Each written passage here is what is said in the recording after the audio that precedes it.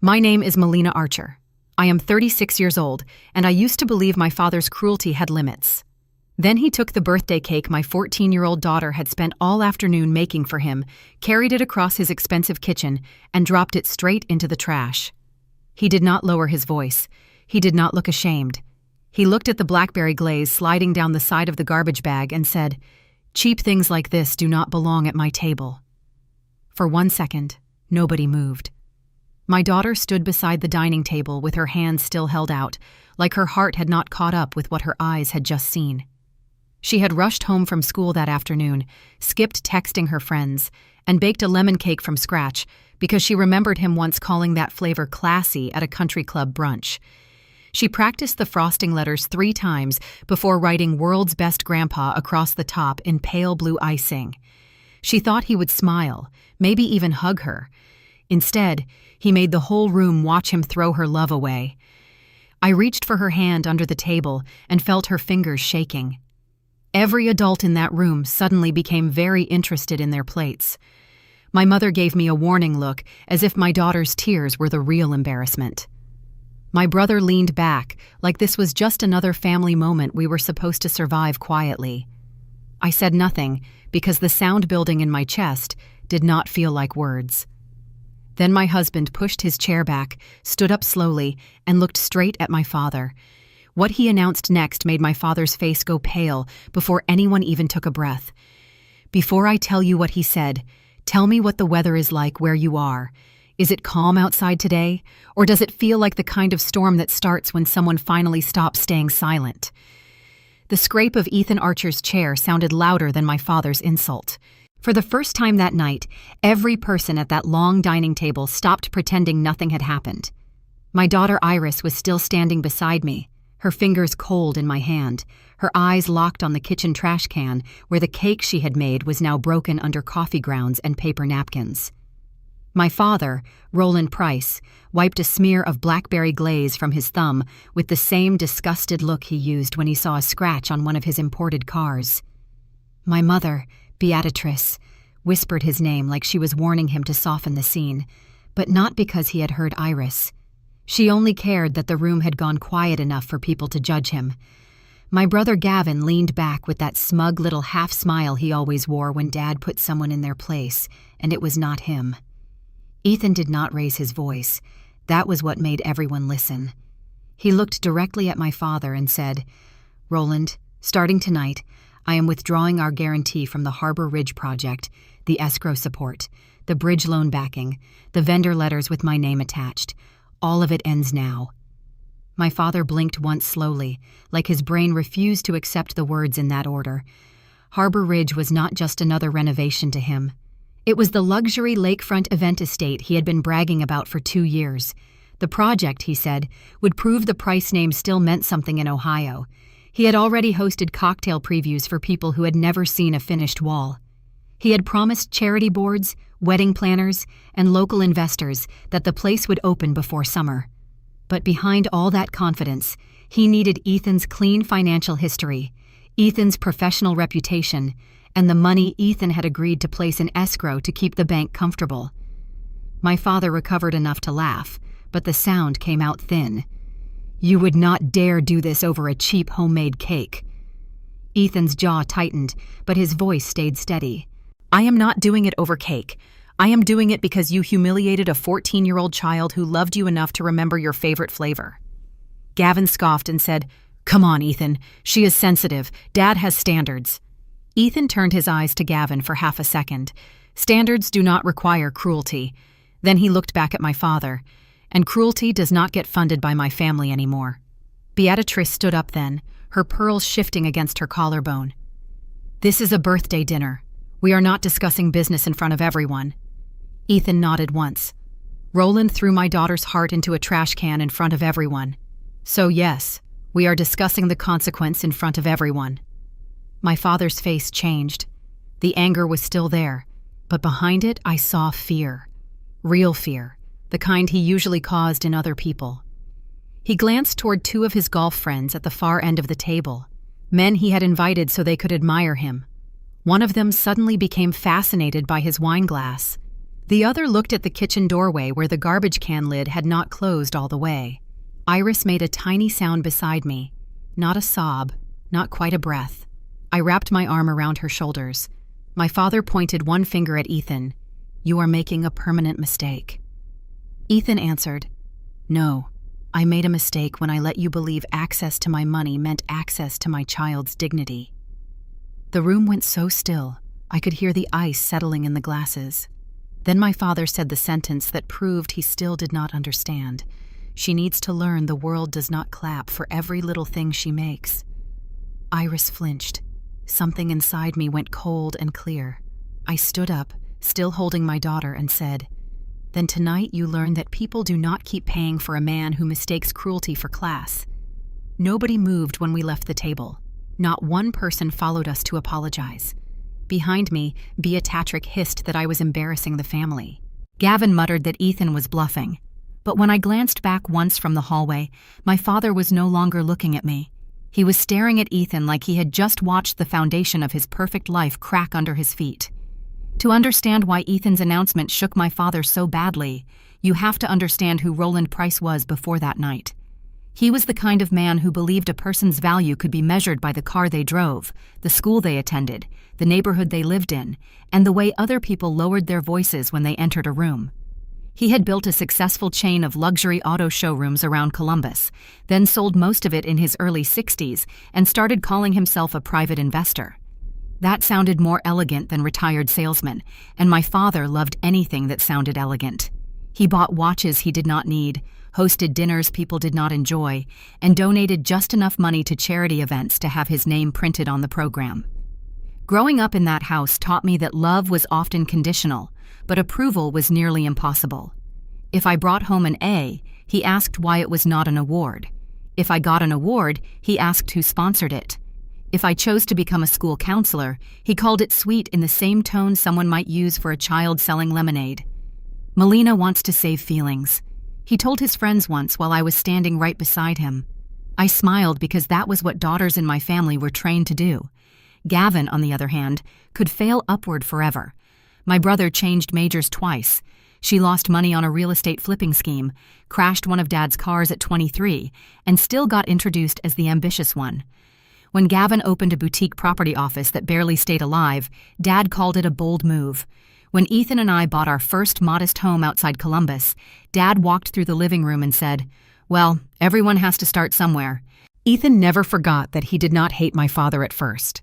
Ethan was polite, patient, and far more forgiving than I was. As a forensic accountant, he had a gift for seeing what people tried to hide in numbers. But for years, he chose not to see too much in my family. He wanted peace for me. He wanted Iris to know her grandparents. And he believed in that honest way good people sometimes do that. If you keep offering decency, eventually it teaches other people how to return it. My father saw something else. He saw a son-in-law with a spotless financial reputation, access to lenders, and enough patience to be useful. That was how Harbor Ridge began.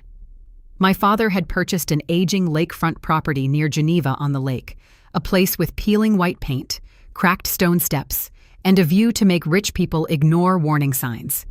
He wanted to transform it into a private event estate for luxury weddings, corporate retreats, and political fundraisers. He talked about it like it was already a legacy.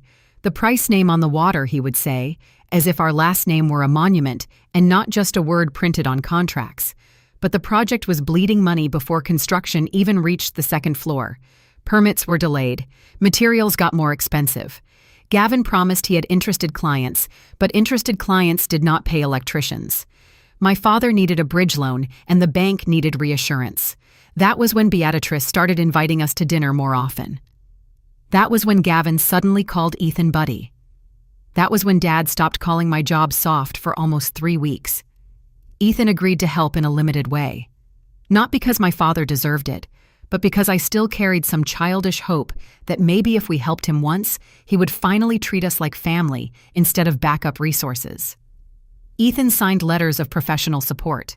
He helped clean up the financial projections. He agreed to place funds in escrow if certain conditions were met.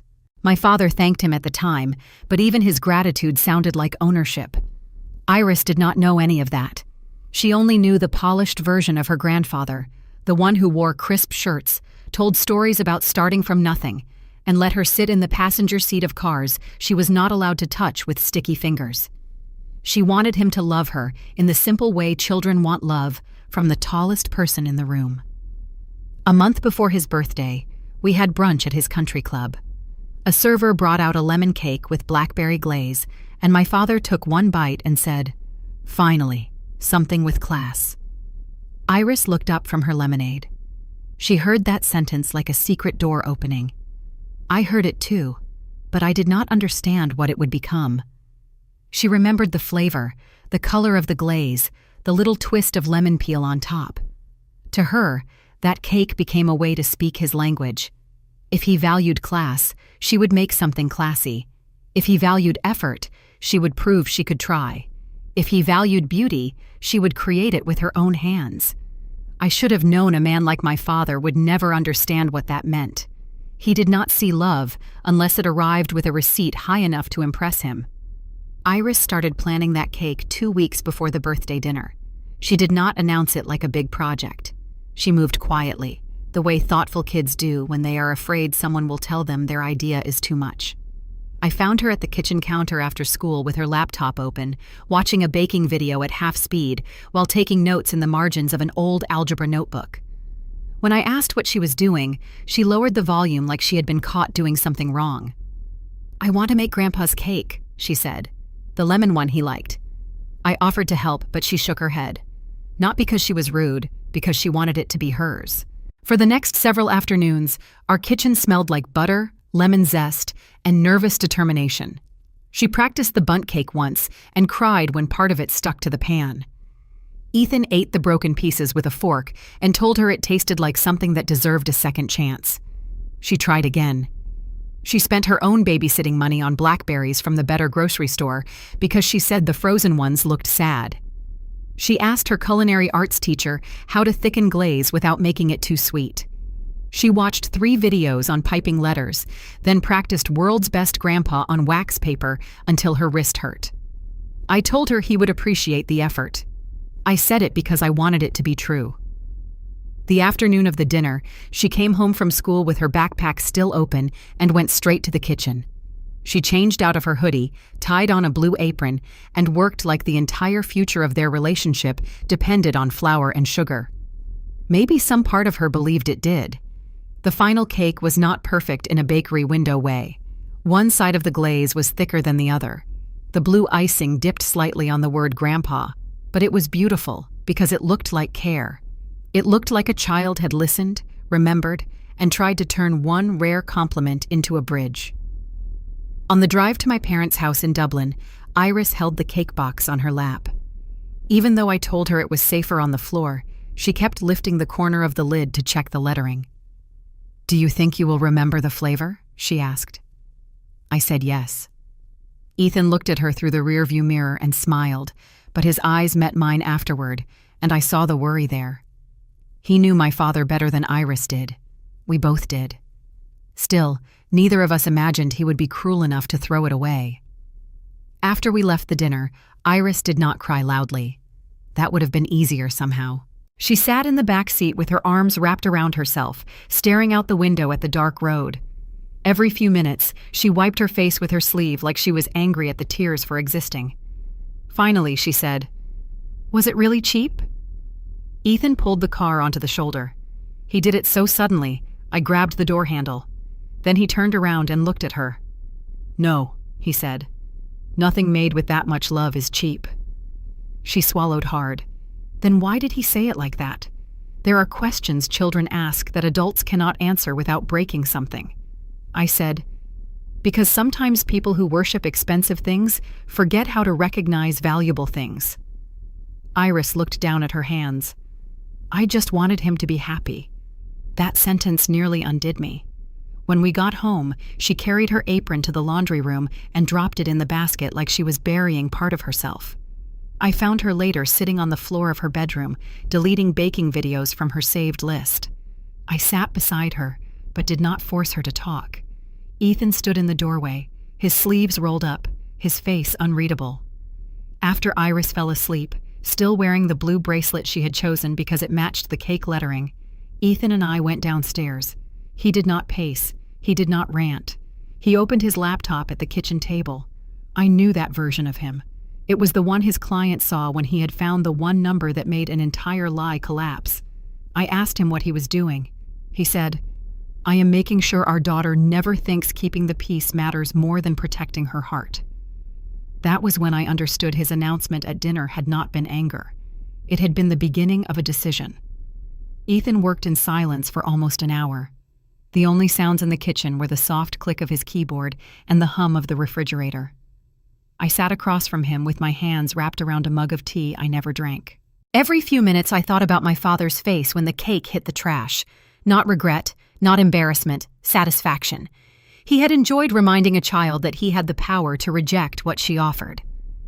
Ethan opened the Harbor Ridge folder on his laptop, and the glow from the screen sharpened the lines of his face.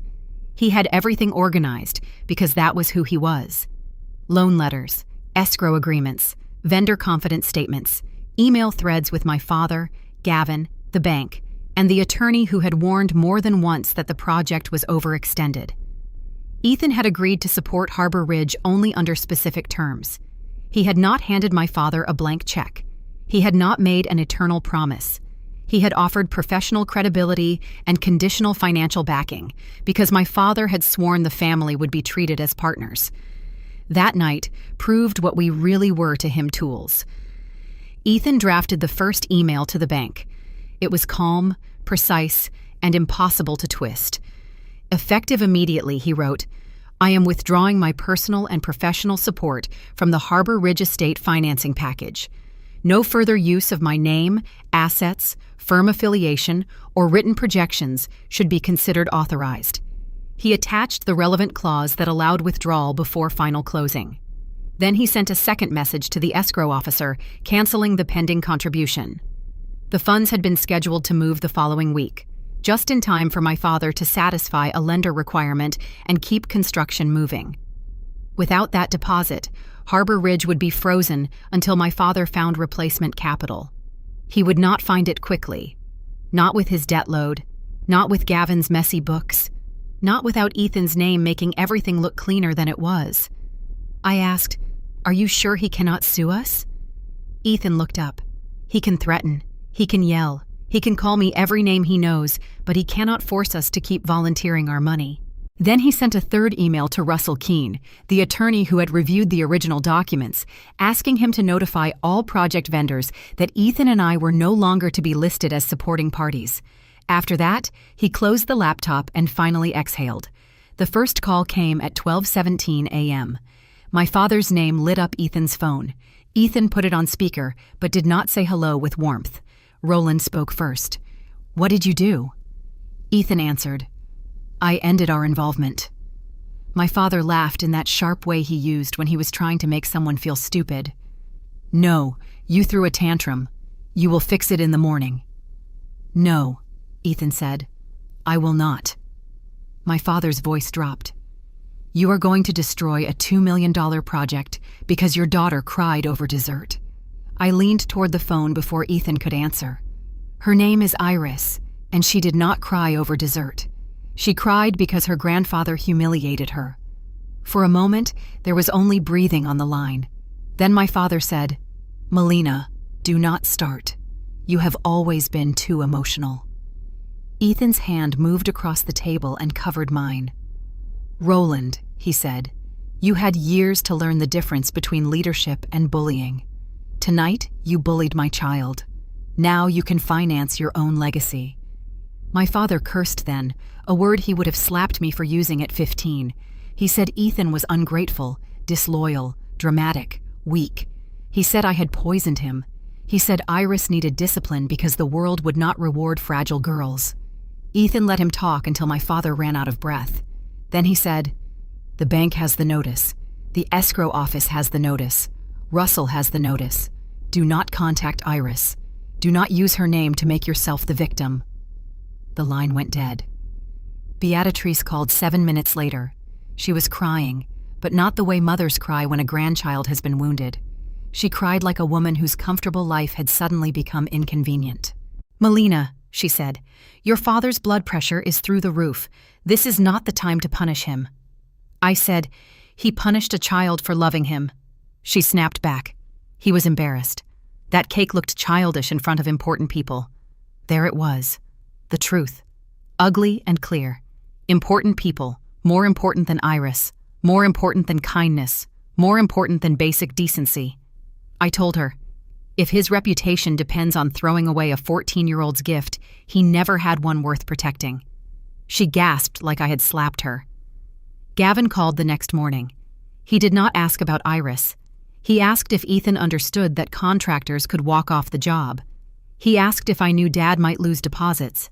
He asked if I wanted to be responsible for destroying the Price family name. I said, "Funny." Dad never worried about the family name when he made his granddaughter feel worthless in front of a dining room full of people. Gavin said, "You are being dramatic." I said, "No, for once I am being accurate." By noon, my father learned the bridge loan had been paused. By 3, a contractor demanded proof of funding before returning to the site. By dinner, the private event planner who had been helping promote Harbor Ridge asked whether the opening date was still real. My father had built his whole image on control. In less than 24 hours, one cruel sentence and one trash can had cost him the control he valued most. For 2 weeks after Ethan withdrew support, my father did not apologize. He campaigned. That was the only word for it. He called relatives. He sent long messages to people who had not even been at the dinner. He told them Ethan had blindsided him over a misunderstanding. He told them I had always been resentful of Gavin. He told them Iris was a sweet girl, but teenagers exaggerated. The part that made my stomach turn was how softly he said her name when he needed sympathy. Suddenly, the child whose cake he had thrown away became his precious granddaughter in every story where he was the victim. Beatrice joined him, of course. She sent me messages that began with honey and ended with guilt. "Your father is under enormous pressure. You know he loves Iris. A man can make one mistake without losing his family." I did not answer most of them. Ethan answered none. We focused on Iris. She went to school. She did her homework. She smiled when she thought we were watching, but she did not bake. The mixing bowl stayed in the cabinet. The blue apron stayed folded in the laundry room. One afternoon, a delivery arrived at our house. It was a glossy stand mixer in pale mint green, the kind Iris had once admired online, but never asked for because she knew it was expensive. There was a card taped to the box. My father had written for my talented granddaughter. "Let's not let one bad night ruin a loving family." Iris read it twice. Her face changed in a way I hated because I recognized it. Hope trying to survive evidence. "Maybe he is sorry," she said. I wanted to say no immediately. I wanted to throw the mixer back onto his porch. But I am a school counselor. I have spent years telling parents that children need guidance, not control, when they are learning how to trust themselves. So I sat beside her and said, "An apology names what happened. An apology does not ask you to fix the person who hurt you." Iris looked at the card again. He did not say what he did. No, I said he did not. That night, my father texted her directly. I did not know until she brought me the phone with shaking hands. His message said, "I hope you like the gift. Maybe you can tell your mom and Ethan that family should not turn on each other. I will make it all up to you when this is settled." Iris stared at the words for a long time. Then she said, "He is not trying to make me feel better. He is trying to make me useful." I felt pride and heartbreak at the same time. Ethan called my father from the kitchen and kept the phone off speaker because Iris asked not to hear his voice. He said one sentence clearly enough for me to catch it from the hallway. "Do not use my daughter as a bridge to my bank account." My father must have argued because Ethan's face hardened. Then Ethan said, "If you contact her again about Harbor Ridge, Russell will send a formal letter." The next move was worse. My father showed up at Iris's school during the Winter Culinary Arts fundraiser. He did not come alone. He arrived with Beatrice Gavin and a local lifestyle photographer who had done promotional work for Harbor Ridge. I was volunteering at the sign and table when I saw him step through the gym doors in a camel coat, carrying a large envelope and wearing his public smile. Iris was standing near the dessert table with her classmates, helping label cupcakes for the fundraiser. She went pale when she saw him. My father walked straight to her, as if the last few weeks had been a minor scheduling conflict. "There is my talented girl," he said loudly. Several parents turned. The photographer lifted his camera. My father held out the envelope and announced that the Price family was making a donation to the culinary arts program in honor of Iris's creativity. I moved, but Ethan was already beside me. We stopped a few feet away, close enough to protect her, far enough not to take her voice. Iris looked at the envelope, then she looked at the camera, then at my father. "Did you come to apologize?" she asked. My father's smile flickered. "Of course, sweetheart. This is all part of moving forward." Iris did not take the envelope. Moving forward from what? The question landed harder than any accusation. My father glanced at the photographer, then at the parents watching. "From hurt feelings," he said carefully. Iris's chin trembled, but she did not step back. "You threw my cake in the trash and called it cheap. You said it did not belong at your table." The gym went quiet in waves. My father's face darkened. "This is not the place." Iris nodded. "That is what I thought when you did it at your birthday dinner," Beatrice whispered. "Iris, do not embarrass your grandfather." Iris looked at her. "He embarrassed me first. I do not want a picture. I do not want a donation with my name on it, and I do not want gifts that come with strings attached." Gavin muttered. "This is ridiculous." Ethan took one step forward then, not to speak for Iris, but to remind Gavin he was there. My father tried to laugh. "Teenagers are emotional." Iris answered, "Alts are responsible." That was the sentence people remembered. Someone near the cupcake table made a soft sound, half shock, half approval. The photographer lowered his camera. My father folded the envelope slowly, his hands stiff with anger. He had come there to turn Iris into a prop for his redemption story. Instead, a 14-year-old girl told the truth in a school gym under fluorescent lights. And there was no polished dining room, no expensive guests, no obedient family silence to protect him. By the end of the week, 2 members of the charity board connected to Harbor Ridge had heard what happened. The event planner stepped away. A sponsor asked for clarification about the project's financing. My father had spent his life managing appearances, but he had forgotten something important. A child who has nothing left to protect but the truth can be very hard to control. 6 months later, Harbor Ridge still had not opened. The grand summer launch my father had promised became a quiet construction site with weeds growing near the stone walkway and a temporary fence leaning in the wind. Without Ethan's guarantee, the bank demanded more capital. Without the bank, the contractors demanded payment up front. Without the contractors, the property sat unfinished, while rumors did what unpaid invoices could not. They spread. My father sold 2 vintage cars from his private collection. The red one he loved to polish on Sunday mornings, and the black one he only drove when he wanted neighbors to look out their windows. He resigned from the country club planning committee after someone asked politely but publicly whether Harbor Ridge was still solvent. The charity gala that once had him listed as a featured donor moved his name to a smaller sponsorship page, then removed it altogether when his check did not clear on schedule.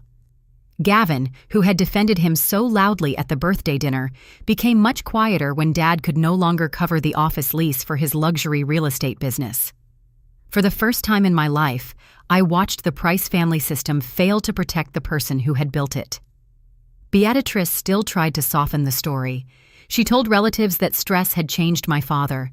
She said aging made men proud. She said Iris would understand when she was older. I finally told her, Iris already understands. That is why she is safer than I was. The most satisfying part was not watching my father lose money. Money can come back. Pride can rebuild itself in new clothes. The satisfying part was watching him lose the automatic obedience he had mistaken for respect. People stopped rushing to rescue him from the consequences of his own behavior. They stopped laughing at his cruel jokes as quickly. They stopped calling his temper leadership. In our house, healing was quieter. Iris did not wake up one morning magically confident again. She moved in small steps. First, she watched baking videos without deleting them. Then, she made muffins for Ethan's birthday, simple blueberry ones with no lettering on top.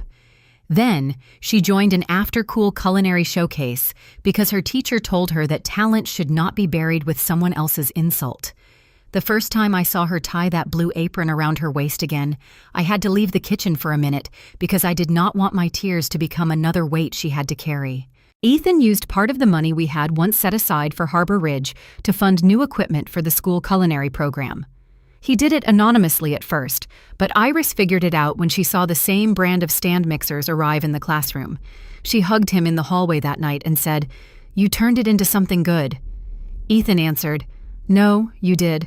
I just stopped sending it somewhere bad." Then, in early spring, a letter came in the mail. Not a text, not a gift, not a message passed through Beatrice or Gavin. A real letter addressed to me and Ethan first. My father's handwriting looked older than I remembered. He wrote that he had been ashamed of needing help, ashamed that Harbor Ridge was weaker than he pretended, and ashamed that a child's homemade cake had exposed something he could not buy. He admitted he called it cheap because he wanted to feel above it. He wrote, "I took my fear out on Iris, and there is no classy way to say that. It was cruel. I am sorry." I read the letter twice. Ethan read it once. We did not hand it to Iris right away. We told her it existed and let her choose when she wanted to see it. That mattered. Children should not be forced to perform forgiveness so adults can feel repaired. 2 days later, she asked for the letter. She read it at the kitchen table very still, then folded it carefully and said, "I am glad he knows it was wrong. I am not ready to see him." I told her, "You do not have to be ready on anyone else's schedule."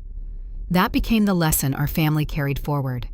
Not revenge for the sake of revenge, not punishment because anger feels good. The real lesson was that love without respect becomes control, and family without boundaries becomes a place where children learn to shrink. A child's kindness is not a weakness adults get to test. A handmade gift is not cheap because it lacks a price tag. It can hold time, memory, courage, and hope. Those things are valuable even when the wrong person throws them away. Iris baked another lemon cake with blackberry glaze for the culinary showcase in May.